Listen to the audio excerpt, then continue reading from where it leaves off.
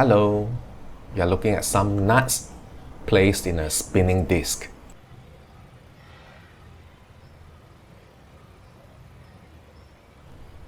Watch what happens when the disc spins faster and faster.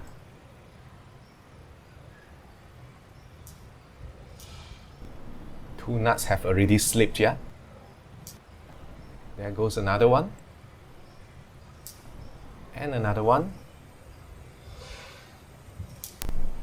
Left with only two. I have two questions for everyone. First question. We know that a centripetal force is required for circular motion. So who is providing the required centripetal force for the nuts to undergo circular motion?